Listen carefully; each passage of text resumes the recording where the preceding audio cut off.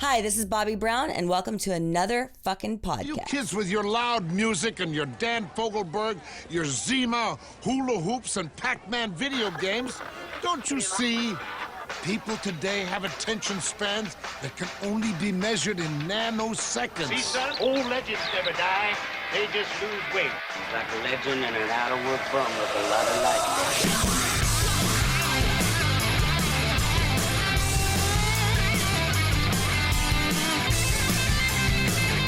Hello, you crazy dirt fucker!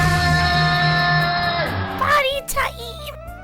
Yes, it is party time. Hello, Hollywood. Hello, world. And hello, my loyal minions. It is good to see you. And as always, good to be seen. I am Izzy Presley, and this is Metal Edge Magazine's Another Effing Podcast. Gonna run through this intro really quick so we can get to these other two fine fellows on the screen with me. Make sure you hit up all the social media at Real Izzy Presley, all the way across the board, Twitter, Instagram, and Facebook. And of course, the show page on Facebook is Metal Edge Magazine's Another Effing Podcast at Another Effing Podcast. Brand new shirts are available with the new logo minus the Metal Edge logo on it. But Paul's name is on it. My name is on it. And on the back, it says Loyal Minion for Life. Those shirts are back and they are updated. So hit those. And without further ado, the Metal Edge half of Metal Edge Magazine's Another Effing Podcast, the incomparable Paul Gargano. Good days to you, sir. Hello, Izzy. I'm actually drinking with you today because I normally don't drink, but with Andy here, I figured I have to drink. Yeah, well, I guess we have to do this in the words of the great Stone Cold Steve Austin and in memory of the great Charlie Watts. Here's one for the working man. Yes. Yeah. Wait, Andy, are you not drinking?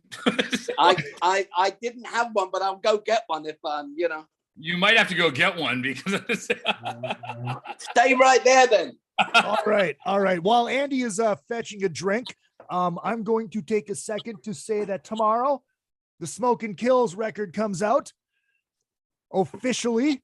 Wow. And the smokinkills.com, it will be streaming everywhere. If you go and sign up for the newsletter, you get 5 songs for free. I like that. Then September 8th, you can see us at the Mint for the album release party. Rather excited about that. We just played on Saturday for the Adam Carolla Family Barbecue. And that was badass. Ran into Roy Mayorga. There it is. And Roy was peppering me, wondering when the next Kiss Drunken Summit is. Paul, when is the next Kiss Drunken Summit? Wait. I have a date for that. The next Kiss Drunken Summit. Hold on, because I got to get into that file. September 14th. September 14th. And what are we doing, Paul? We are debating which Kiss solo album sucks the least. Yes. Yes. It is going to be great. So Roy is in for sure, and we'll touch base with all the other regular. That probably needs to be longer than an hour because they've released a lot of shitty solo records. Oh yeah, Andy Gould is with us, famed manager. He's a producer. He owns a record label or owned a record label. I don't know if he still owns it. Still do. There you go. And he's a film producer, and we're going to get into all of that, especially some of these big names that you have worked with and managed and co-managed. But obviously the big news of the day that broke this morning, Charlie Watts from the Rolling Stones passed away at the age of 80. That was horrible news. Yeah, horrible news. We were just talking earlier because Andy, you actually made the comment. We were out one night and he asked, Andy always has like the great conversation starters. And one of the questions Andy asked, there was a group of us. He's like, what band have you yet to see live that you'd really like to see live? And Rika's been asked that question 3 times and her answers were Tom Petty, ZZ Top. And the last time Andy asked, she said the Rolling Stones. So Rika's starting to think she's the curse. She hasn't seen any of those bands. I will not reform my old school band.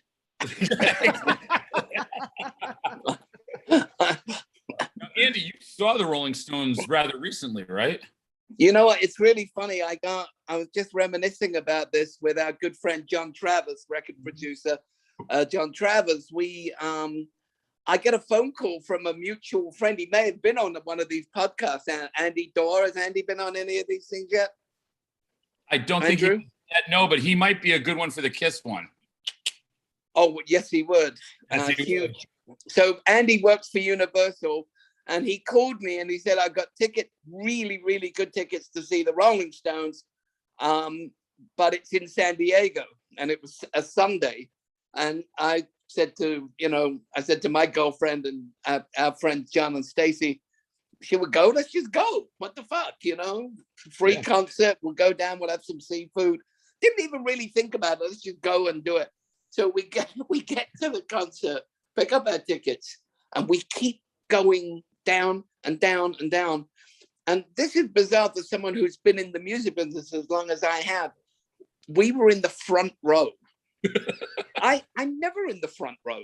I don't, for the most part, I don't want to be in the front row because I like to sneak off and go to the Forum Club or the bar or, and we were in the front row, and I got to tell you, it was a particularly good show. A lot of people have written about the show. It was like 3 years ago, San Diego. And I will honestly tell you, I'm an old timer now. When we were literally, we had our hands on the walkway. When Mick and Keith and Ronnie came up that walkway together, I felt like I was fucking 15. Wow. I felt like I was like a young girl at a BTS concert. It's so weird what music can do to you. It really is.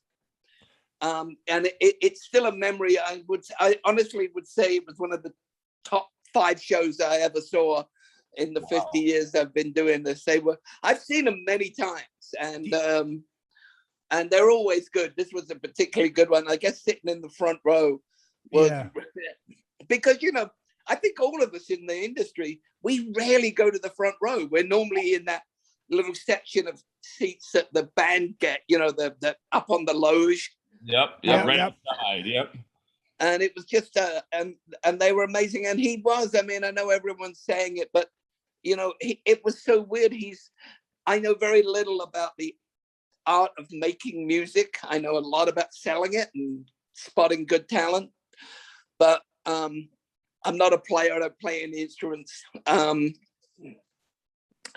But it's really weird. He doesn't. He follows Keith Richards. Keith Richards doesn't follow him. Right. It's really weird. It's a weird thing when you're that close. You really spot that it's like Keith Richards kind of starts the song and then he comes in, rather than the other way around, that the drummer counts it in. Sometimes he counts it in, but for the most part, he followed, which is why I think that rhythm section works so well. Yeah, absolutely. He was always behind the beat, and he just laid back, and he just did what the song required, and that's what made him so good. I honestly think Charlie was the only drummer, to really play for the Rolling Stones, just the same way as Ringo is the only drummer to play for the Beatles. I think if those two people had joined the other bands, it wouldn't have been as good. Yeah, definitely. It's definitely part of that dynamic. Andy, you said you've seen them many times. When was the first time that you saw the Stones? I saw the Hyde Park concert when Brian Jones had died. When Mick comes out and releases all the butterflies, and Mick Taylor was. So I didn't see him early, but that was that was 1969, I think, which is maybe 68, which is a long time ago. That was still And I saw a bunch of. I saw this 71, so that was a long time ago for me. Yeah, I saw. Fuck off. I saw. I mean, Andy, I don't mean to make you feel old, but I think my mom was still a virgin in 1969. not when I got through with her.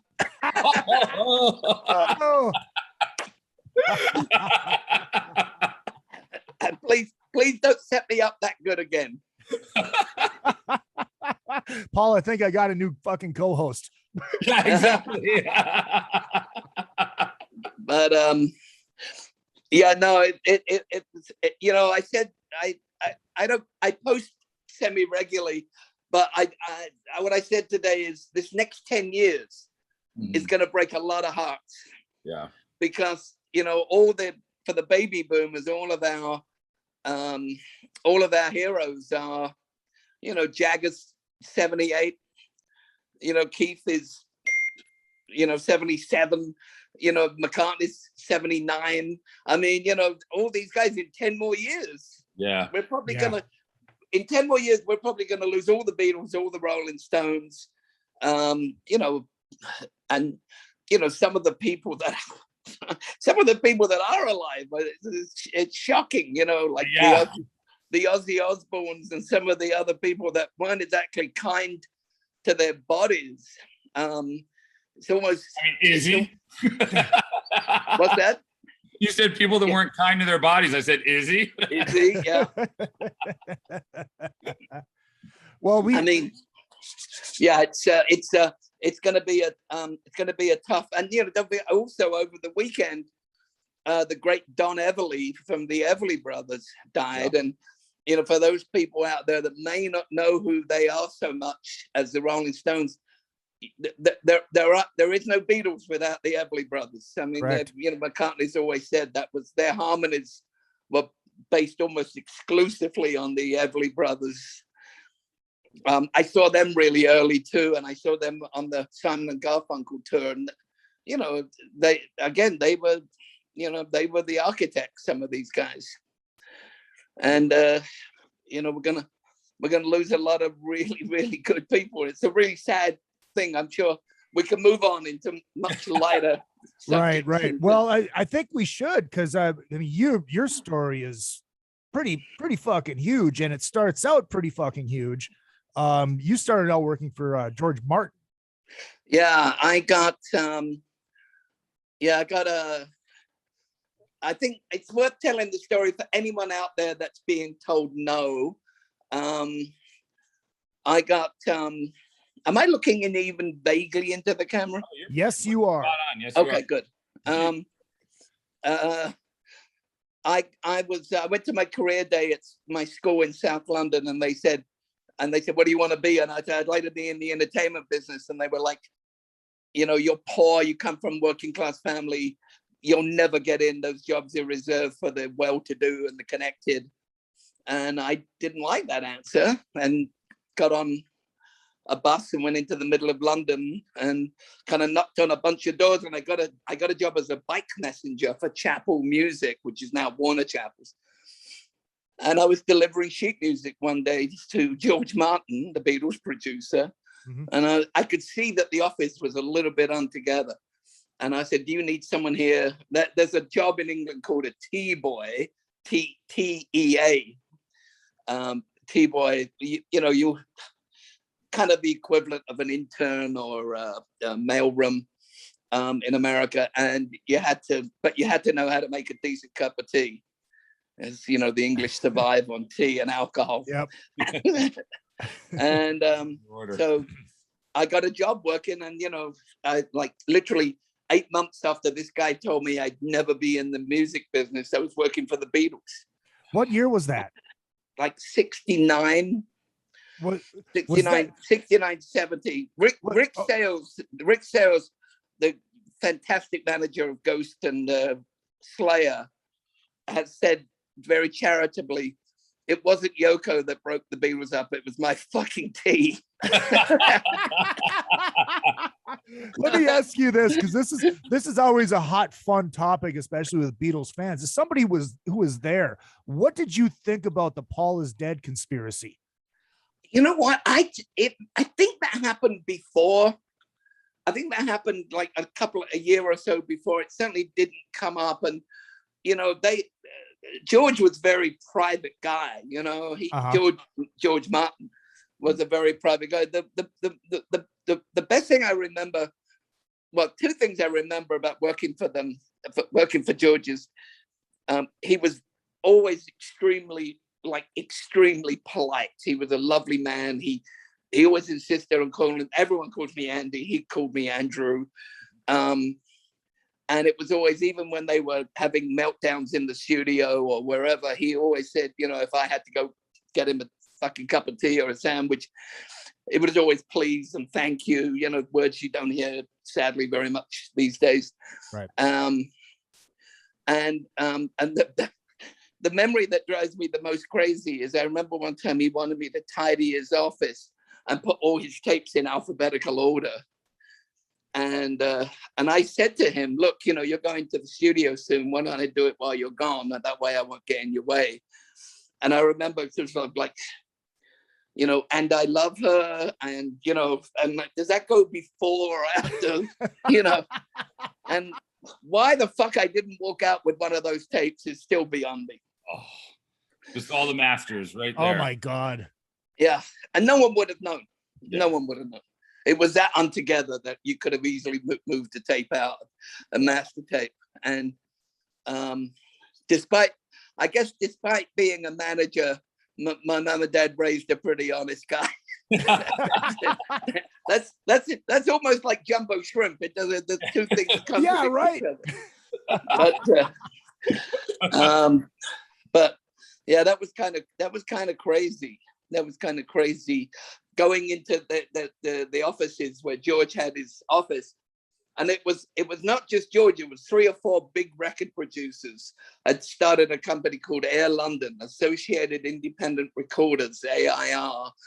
And it was the guy that produced the Hollies, the guy that produced Manfred Mann, all of them in one office. And, you know, sometimes I'd come in early in the morning and, you know, the big girls sleeping outside, you know, crazy. Wow. Crazy times. So and I know a lot of these stories. I mean, for just full disclosure, Andy and I have been extremely close friends for years, and we actually work together now on some artists. So a lot of these stories, I feel really bad because I was telling Andy before, I'm not sure what stories you could tell on the air and what ones you can't tell on the air. Yeah, there's a few in there. But one of my favorite stories is when you came to America and you started in publishing. Yeah. I got headhunted by CBS Records before they were sold to Sony.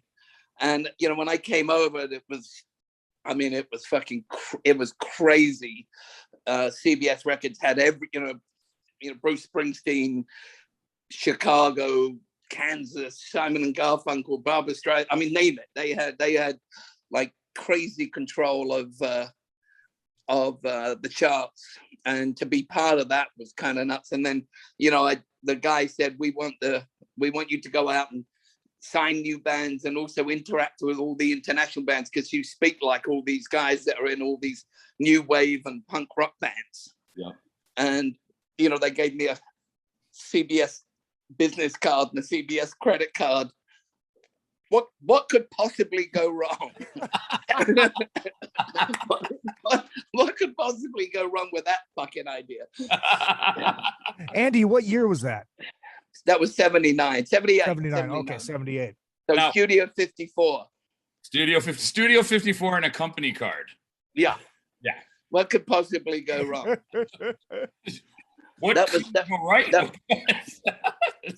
So you're at Studio 54 in 78, 79. Are you the one that introduced Paul Stanley to Desmond Child and ruined Kiss? Yeah, I'd like to think so. So Izzy, full disclosure, Andy is not a Kiss fan. I know. I am. I know. I have a. But I do know why. I know why I'm not a fan. Because I got, you know, I kind of started coming here a lot in 78. I moved here permanently in 79. And I think even the most diehard Kiss fans would say most of their best work was done prior to that. I think everybody but Izzy and Chris Jericho would agree with that statement. There's some great shit in the 80s. I love it. Yeah. But you know, I think for the other people, I think if you, you know, it's like any band, you know, I'm a sort of, you know, I'm a secret Steely Dan fan, you know, which most people, you know, that like, you know, rock and roll music don't particularly care for. And, you know, I love like pretty much all their records, and people say, oh yeah, their later records was never as good as their early stuff. But if you're a fan, you're a fan. Yeah. Yep. And you know, can you tell the story on air? I don't know what can be told on air or not. The Billy Joel story, publishing story. I don't know if I can do that one just because a lot of the people are still alive. We'll check back in 10 years and we'll have Andy tell that Billy Joel story. Right. Okay. There are some stories like I heard a song in England and we wanted to get it and they told me that I couldn't sign it. They said, America likes rock and roll music. It's all, AOR, rock, Kansas, Chicago, Sticks, all that kind of stuff. And they said, you're listening with your European ears. They don't like synthesizers yet. And I said, yeah, they don't, but they tell you what they do like. They like Cars. And the song was Cars by Gary Newman. And I got that. They said, would you bet your passport on it? Would you bet, like, if you're wrong, maybe you go home. And I was, that age, I was like, yeah, of course, it's a hit. I know it's a hit. And it was. And one of my bosses called me into his office and was very happy with me and said, in America, if you work hard, you play hard. And he was sitting with a ledger on his desk and he shut the ledger and there was 4 lines of cocaine. that was the kind of shit that went on around that time. God bless those days. Yeah. You imagine that in a corporate office. Today. Yeah, that's not working at all today. Yeah, no, that's I mean, we, just recently, a couple of weeks ago, we lost a very, very important guy from that era, a guy called Walter Yetnikoff, who wrote one of the great books about the music business, Howling at the Moon. He was the guy that ran CBS and then was the guy who brokered the sale from CBS to Sony. And he was the guy that went to MTV. Whoa. Can you see me? Oh, yeah. He was the guy that went to MTV and said, why are you not playing Michael Jackson? Because they were only playing like rock and roll music in those days. And they were like, well, it doesn't really fit our demo. And Yannikov said, if you don't play Michael Jackson, I'm pulling all of CBS's product. And that's what made them play, Billie Jean and Beat It. And it was literally, they weren't playing it at the time, which seems like, you can't even imagine even telling the story seems inconceivable. Right. Well, yeah. But there's a great clip that you can find on YouTube of David Bowie grilling the guy from MTV, asking him why they didn't play black music. Yeah. Well, yeah. There's that famous story about Michael Jackson where they said they wanted I think Beat It, and they said. Michael in this camp basically said fuck you, and they gave them Billie Jean and made him deal with it, and it just exploded.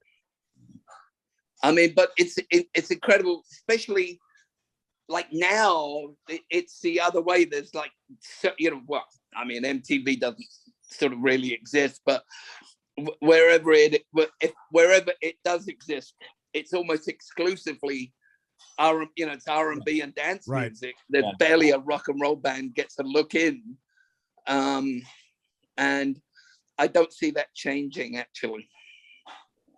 Which is that's always to me that's always a drag, because a little bit of everything is always good. Yeah. I hate the way American radio segregates music. Mm-hmm.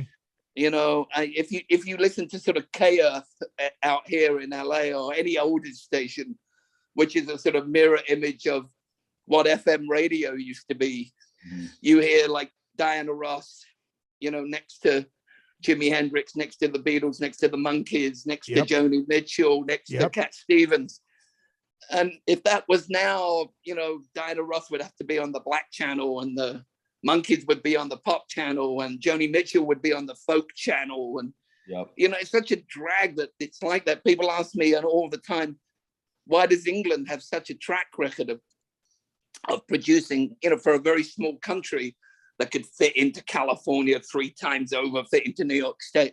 Why does a small country have such a track record of great music artists? And it's because we don't do that. Yeah. We have this great radio. You can go, if you're in England, you can turn on the radio and you'll hear like rock, a really cool rock band. you know, and then Rihanna, you know, and then Adele, and then, you know, it's not the same. And I think that America would be ready for a channel like that mixes and matches. But what do I know? Well, and we even go further. We segregate more and more. I mean, even with rock, if you look at like Sirius XM is the perfect example. Now you can't even hear anything from after 1992. Yeah. Hair Nation. You can't hear anything that's not brand new on Octane. You can't. It's crazy the way it's segregated even more, even just within genres today.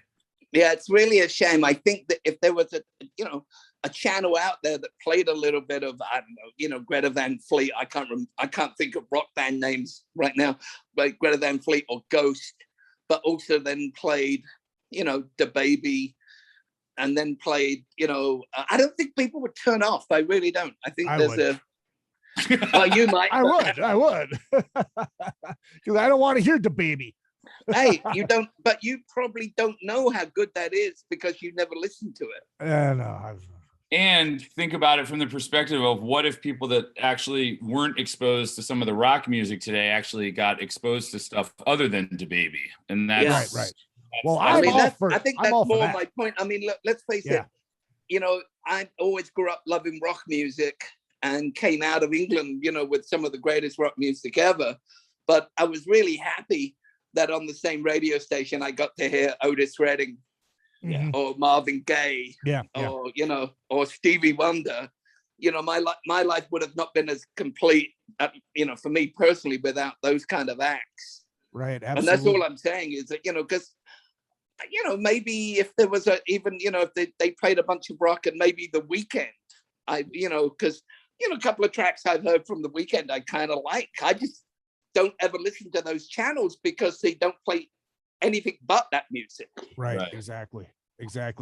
Here's a question from the chat room. Scotty from Canada is checking in. Let me play this for him. And Tony Baruman says it was Ozzy on CBS Records, which he ended up being on CBS. Were you with CBS when Ozzy was there? No. Whoa. Hold on, my computer just came up. All right, hold on. I muted it. I got it. That was crazy. Hold on. Are you gonna stay on your phone?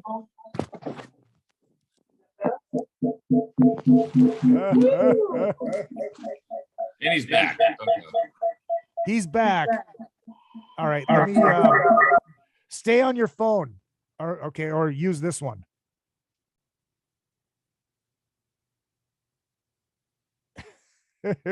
Old music. No, hold music, not old music. There he is. Others where they're going up the elevator. I was trying to get my computer, for anyone listening out there, I was trying to get my computer to work, and I was on my iPhone, and then they both came on at the same time. And it actually sounded like half the music you hear on any given. It sounded like DaBaby. DaBaby. No, but actually, I have a good. I'd already gone into management, and I was managing a guy called Max Norman, and Max, I managed for like 10 years. We actually did some great work together, and he produced all of Ozzy's records. Okay. Right from the start. Ozzy had gone in with another producer, got into a fight with that producer, thrown the producer out of the studio, and the engineer was Max Norman. Keep talking. I'm right here. I'm grabbing a visual aid. What are you grabbing? I'm grabbing a visual aid. Oh, okay. So I was very connected, and Sharon and Ozzy are very, very dear friends. Sharon was born within a mile of where I was born, so we know each other really, really well. Know where she came from. And there was some hilarious stuff with Ozzy in those days. You know, I could just imagine. That was when it was beyond Party Central, and you know, there There was no Me Too movement. There was none. You can only imagine, right? What I was grabbing, my visual aid was a record that I was very surprised to find out that you managed, right, Andy? I did again. I managed the producer that did it. Okay, yeah. Yeah. And that was a guy called Terry Brown, who produced another legendary band that either you love or hate, I think, called Rush. Love. Hate. Yeah. So he did all of the Rush records. Yes. Like all the ones right up until like they kind of went a little more progressive even, but all classic Rush stuff, Tom Sawyer, all that stuff. He did all those records, and then we did Cutting Crew together and a couple of other bands. And then Max, when I was working with Max, it was really a way in for me to the heavy metal music business in America, because Max did, the 4 big Aussie records, and then he did Megadeth, and he did, oh my God, we did so many of the legendary kind of, heavy metal bands. And that kind of got me into, that's how I, first me and my then partner, Walter O'Brien, saw Pantera. We saw Pantera, they didn't have a manager, they didn't have a record deal, which is... Yeah. It's funny that you bring that up, because that's where I wanted to go, because we had Steve Blaze from Lily and Axe on a few weeks back, and he was telling us a story about how he brought Phil and Pantera together. And I was just wondering where in the timeline did you find them? We found them. We had, if my memory serves me correctly, and it may not because of other substances, but we had the guy from Atlantic Records who signed them had said, "You've got to see this band." He hadn't signed them yet. We went down, and then they got the record deal, and we made Cowboys from Hell. So they were together, the 4. Okay. They had made a couple of albums before that with another lead singer, where they were kind of a glam band. Oh yeah. Yeah. Same as Alice in Chains were a glam band for a minute. Right. I mean, you can find, there's no hidden history with the internet, boys and girls. Yeah. No, so yeah, and I think there's actually a glam record with Phil also. I mean, there's with Phil where Phil looks pretty. He looks pretty. No, but I got to tell you, if you're lucky, if you're going to do management for a living, if you're lucky, I always say, can you imagine the manager that walked in and saw the Who play? Yeah, right. What the fuck? Yep. How were you on the road with them on that Skid Row tour? Yes. What? Not a lot of dates, but right. Enough dates to at least put the first 4 letters of cirrhosis of the liver. Yeah, I was gonna say, because I'm good friends with the Killer Dwarfs, who did a few shows on that tour as well. And I've heard stories from them. I was just, what kind of stories do you have? I mean, it was, people, because we talked about, Charlie and everything this earlier today. Earlier in the broadcast, people go, oh, it's so, shocking when somebody dies. To me, it's actually more shocking that so many of these people lived, and obviously with Pantera, there's some horrible tragedy that that got nothing to do with drugs or anything. But, when you were out there with Sebastian. Dude, there was Jack Daniels and cocaine. Yeah. I mean, when you're out there, but hey, listen, he was the first guy to take him on the road. Mm-hmm. Yeah. Really, at deep down, Sebastian wants to be in a heavy metal band. Yeah. He never wanted to be, doing the kind of more ballady stuff. Obviously he took it and ran with it, but he would stand on the side of the stage and watch Pantera pretty much every night. Yep. And same with White Zombie. He was a big fan of White Zombie. But he took Pantera on the road, and it's crazy. You and I, we both know Sebastian, or maybe Ezzy, you as well. It's amazing that, 50 years, no, not 50, 40 years? 40, 35 years of, excessive kind of Oh yeah. partying, Yeah. It's amazing that he's still actually in pretty good shape and he still sings great. Yeah. You know? No, he's still got it. The voice is still there. Yeah. Yeah, and I do think with a lot of it's really funny because the excessive days of rock and roll were very much the what you call hair band stuff, even though I don't like that term, but yeah, I don't either. That stuff, prior to the Seattle scene exploding. So I think there's a difference, the drug of choice for all of those people in the hair bands, the Motley Crues and Sebastians, everybody, the drug of choice was always cocaine. Mm-hmm. The drug of choice for the bands from, the Seattle bands or the Seattle influence bands was always heroin. Mm-hmm. And as I say, when I go and do my lectures, when you get gray hair, they ask you to do lectures. But cocaine might kill you, heroin will kill you. Yeah. So, my thing is go with might. Yeah, right. Take a shot with might rather than will, So well, speaking of in shape and still being able to sing great, I mean, Axl is in shape now and he can sing great. You did co-manage Guns N' Roses for a while. How did that come about? We bought actually my girlfriend at the time knew Vanessa, who's been with Axl for a long time, with the management team. Vanessa and her mother, who was really Axl's sort of better, who looks after Axl, and the son, who's the tour manager. I mean, it's a whole family affair. And we brought them in while he was really in crises trying to get Chinese Democracy finished. And it was, I think, it's kind of a drag because it didn't end well with me and those guys. I'm okay with the management guys.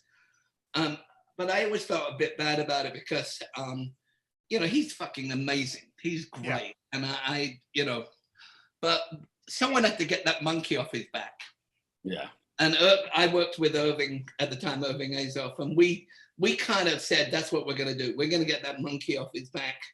And I'm actually kind of touched that he actually still plays 5 or 6 songs from that album every night, and they go down pretty good.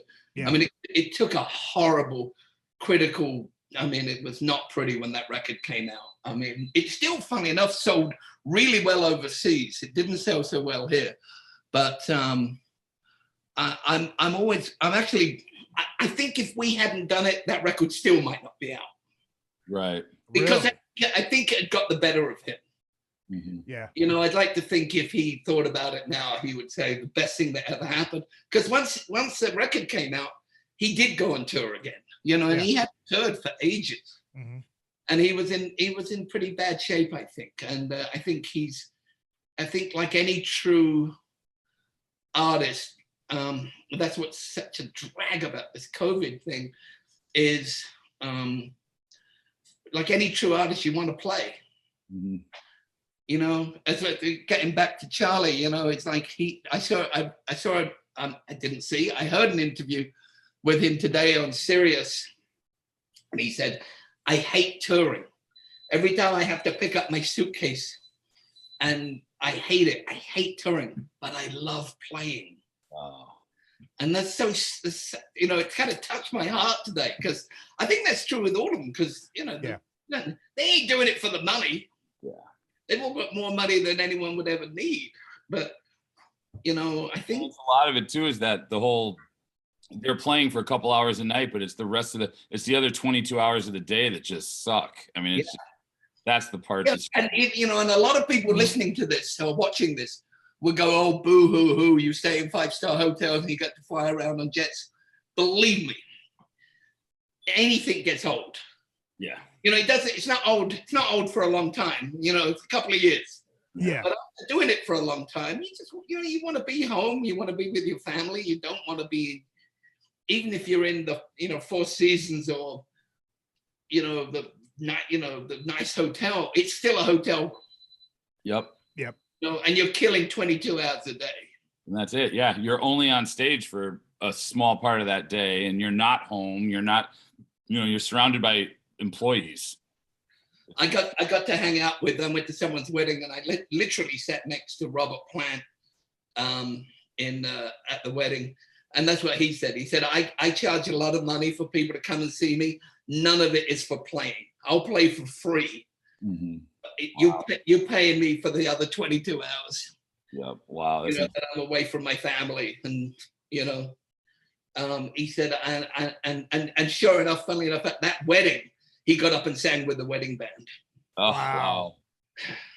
Yeah.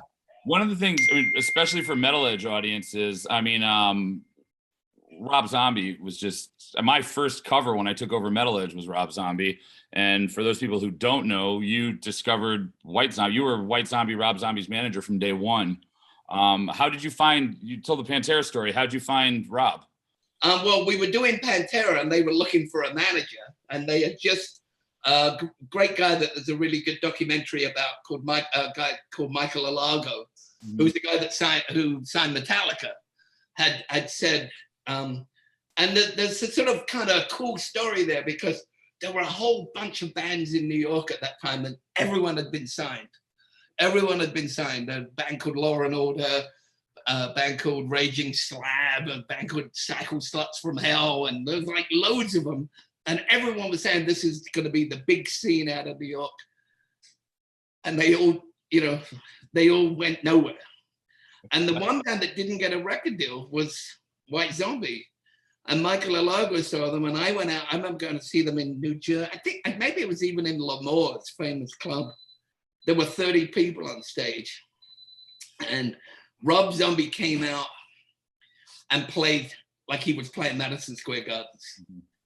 And I was like, this guy's got it. And they had all these like cheap effects on stage, but were really cool, like a couple of spinning red lights and some like a bad smoke machine that took years off of everyone's life. But I sat with him, and I was with him for 25, 26 years. We, kind of ended, but managers and bands, it's like a marriage. It's amazing that it lasted that long. Yeah. But that, I will tell you, and I say this to everyone, that guy is totally the master of his own destiny. No one works harder than Rob Zombie. Let me ask you this: how long after the record came out did the Beavis and Butthead thing happen? And when you guys heard that was going to happen, were you scared about what was going to happen on Beavis and Butthead? No, actually, it's sort of slightly the other way around. We put the record out, and we were sort of selling a little bit. We'd sold about 100,000. Which now is better. But in those days, that was sort of barely, made a dent. Yeah. But we were kind of we toured with Pantera, and we toured with Megadeth, and we toured with Ozzy. And the label, Geffen, was like, you should come off the road and make a second album. We're like, no, don't do it. Please don't do that to us. And a wonderful guy called Kenny McPherson, who ran Warner Chappell's in those days, who we signed to for publishing, gave us an extra advance to keep us on the road because we could feel, you could feel the buzz going. And like if we went into a place and there were, 200 people. Next time we went, there were 600. Mm-hmm. And we went from like, the Roxy to the Palace to the Palladium, in like 3 visits, just for the LA folks. And then the Beavis and Butthead thing happened without us even knowing.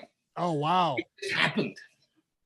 They didn't ask permission or anything because that was the thing. They would go off with Mike Judge would go off and just do his thing. And, and it's funny because I was quite friendly for a while with Kit Winger. Yeah. Kit Winger would call them up and say, please stop doing this. Stop. Yeah.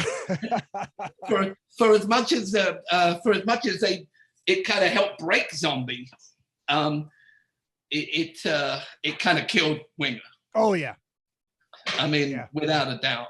But I will say he was playing. Beavis and Butthead also said really, really cool things about a few bands. They didn't just say White Zombie. Right. And it was the work ethic of Rob and the guys in White Zombie. They literally never came off the road. They played tour after tour. And then, you know, they always say, what's the name of that book? Tipping Point.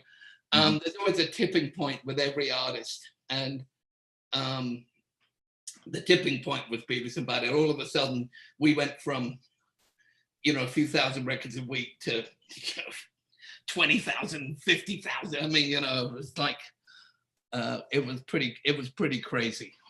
And you know, to see him go from literally 30 people in Le Mans to, you know, playing arenas, was really, really cool. Really well, you cool. know, it's funny. It wasn't always the golden ticket though, because it's like, you remember when Guar was on there, they lost their fucking mind. And yeah, even in the video game, the premise of the video game was to go see Guar, and that didn't happen for Guar. Yeah. You know, they also, you know, they could be difficult. Guar could be difficult. Yeah. You know, I mean, I think they just announced their farewell tour, right? Isn't one of them sick? Oh no, that's close. Insane Clown Posse. Oh, You're right. Sorry, I got my Close. Got my outrageous band. But you know, I gotta give it to Guar, man. They're out there. Yeah. You know, they're doing it. Now, was Rob? I gotta tell you something. You know, having got older myself, and all of a sudden on this thing a little bit older, it's not easy. No. It's easy, you know, it's easier, in fact, if you are in the Plains and in the Four Seasons. But that's not where Guar are. No. You know? No. Yeah. That's not where most bands are today. So right. It's fucking if you're not in pop, that's not where you are today. So yeah. Mm-hmm. I mean, you know, you're in a, you know, if you're lucky, you're in a good, decent tour bus. Yeah, exactly. I don't even think I know the answer to this question. Was Rob your introduction to the movie world, or were you doing movies before Rob? No, he had said, this is a great story. When I sat with him, I remember I sat in a bar in downtown, and I said, what do you want to do? And he goes, I want to make a couple of albums with White Zombie. I want to then split and be Rob Zombie. I want in the contract that we only make our own videos. I direct all the videos. I want to parlay that into making movies, horror films, and then one day make something that isn't a horror film. Wow. Holy shit. We did everything he said he wanted to do. Wow. You know, crazy. I mean, that's amazing. We went into Universal, because at one point Universal Films and Universal Records Geffen were all, you know, part of the same family. And I remember going into the woman who ran Universal, and she looked at Rob, you know, with his dreads and tats and everything, you know, just a very different world, you know, it's like, you know, 15 years ago. And was like, why would you expect us to give you $4 million to make a movie, or $3 million or whatever it was? And by the end of the meeting, she basically grinned, you know, because he's a smart cookie, you know, if you ever interview him. Yeah. He, you know, he looks like one thing, but he's certainly, you know, one of the smarter people in the room. And that was crazy, making those movies. And, you know, I still see him on TV, and it's, you know, they'll be around forever. They'll be around, yep. You know, Well. I'm particularly proud of, particularly Devil's Rejects and a couple of those movies. You know, I'm still very proud of those. And yeah, we got time for just a couple more really quick, because somebody on this call has a band rehearsal, and for this band called The Smoking Kills, that the album comes out tomorrow. And yeah. And Andy, if you're around on the 8th, if you want to come down to the album release party, you are more than welcome. I can make sure Paul brings you. Yeah, get Paul to bring me. He never invites me to anything. Exactly. This ironically, this is from another Canadian. Are you still, Bruce wants to know, are you still going to make the hockey movie about the Flyers? Oh, it's one of our great disappointments. No, we couldn't get anyone interested. It's a great script though. Rob wrote a great script. the Flyers were like the Broad Street Bullies. They were the heavy metal hockey team. Hockey team, yeah. Yep. They were crazy. They were nuts and crazy, and it would make a great movie. But I don't work with Rob anymore. I hope one day he does get it made. But it was a great idea, and it's still a great script. One of my favorite song placements in a movie of all time is still Freebird at the end of The Devil's Rejects. I'm so proud of that too. And oh, it was very gratifying because not long, couple of years after we did it, we ran into them somewhere on a festival, and they loved it. that's amazing. That's they were really taken by it. So that was a nice sort of just a nice compliment to get that those guys dug it. What do you enjoy? Do you enjoy one more than the other at this point, movies versus music, or do you need both right now? It's a really good question. I do like both. I think the movies I like a little more as I'm getting older, because just the same thing as we talked about with Guar and everything.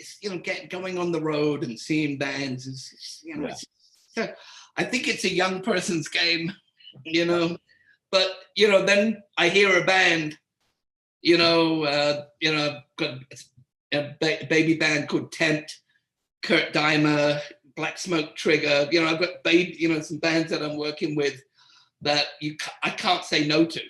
Yeah. And with my label, I have a label with Universal, which is called T-Boy, because why not? Why not? And we signed Drowning Pool. We have Megadeth's on that label, and Eagles of Death Metal, but we just signed Drowning Pool. So Andy just broke the news that we have not broken yet. Oh, you mean the Drowning Pool news? Yeah. Well, ironically, on youbloom.com, it has Drowning Pool list. No, it does not. It has Megadeth, POD, Eagles of Death Metal. So it is not on there. You're right. Oh, hey, we broke. You know what? They should have got the press release out faster. The guys would be happy. they can start talking about it now. You know what? If the publicity people are upset with me, you just got to say, we've been doing this for nearly 2 years. That's right. I mean, seriously. Put the record out because of COVID, Yeah, and I was literally talking to the band today, and it was just like this record, when the record comes out, it'll have been made for 3 years. Just because COVID, wow. It was just, I was like, oh. But we wanted not to put the record out until we had a tour. Yeah. If you can't wait for that. I just put this first Tent record single out because I can't wait for tours, because every time I find a tour, it disappears. There's a new strain of the virus coming back. Yep. Yeah. It's Izzy, I wasn't able to go to your CD release party because Kurt Dimer, who Andy and I managed together, that's the opening of his tour with Jeff Tate, and we were both supposed to be in Worcester, but we found out yesterday we're not going to Worcester, so we can be at your show now. Nice. See how that works? Hell yeah. Well, and I hate to do this because we could sit, and I told Paul, it's like, we're just going to scratch the surface. I know. And, but I mean, I do have a hard out. I do have to go to rehearsal. Andy, you want to come back? We'll love to have you back, because I mean, there's so much to cover. I just got to give Andy a few drinks first, so he tells the Billy Joel story. All right, there you go. I have some good Ace Frehley stories. Yes. Negative stories. Static. I mean, there's been some crazy shit. We'll do one where we've got at least 2.5 hours. So maybe we'll have Andy come on to debate Kiss. Oh shit. Paul Gargano, find him at Paul Gargano on Instagram and at Metal Edge Magazine as well. Andy, where can people find you? The Electric Owl? The Havana Room, yeah. I don't really do a lot of social media. Okay. All right. I thought you said something about posting. I'm like, all right, cool. Might as well ask him about that. I don't really do it. I should, but I don't. All right. We will be making things happen. Exactly. Yeah. Coming up in the next couple weeks, Junkyard will be on debuting their world premiering their brand new song. And is Jeff going to be on soon as well? Yeah. Jeff Tate will be on previewing the tour with Kurt.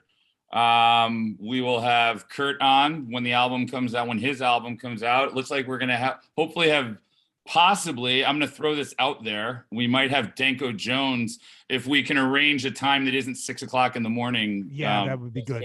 Izzy and I don't do 6 a.m. unless we're still up from the night before. Right. We got some good stuff coming up. We've got the schedule starting to full. We have the Kiss solo album debate, which will either be the greatest episode ever or the most boring episode ever. We'll figure it out. I think it is going to rule. I really think it is going to rule. Let me hit the outro music, the Kiss outro music, by the way, Andy. Make sure you... Thanks for having me on the Oh, Andy, thank you so much. Thank you, Andy. More than welcome. Hold on, we'll say goodbye off the air. Make sure you follow social media at Real Izzy Presley all the way across the board, Twitter, Instagram, and Facebook. And of course, the show page is at Metal Edge Magazine's Another Effing Podcast on Facebook at Another Effing Podcast. So you can find that there. And we'll see everybody at the Smoke and Kill show on September 8th. So There we go. And we just said what's coming up. Open bar at that show, right? Now we'll see if we can get the Corolla. The Corolla credit card down? The Corolla black card for that, which I highly, highly doubt. So anyways, we'll see everybody next week. On behalf of Andy Gould, on behalf of Metal Edge Magazine's Paul Gargano. He's your white knight, ladies and gentlemen. Booby. My name is Izzy Presley, and this has been Metal Edge Magazine's Another Fucking Podcast.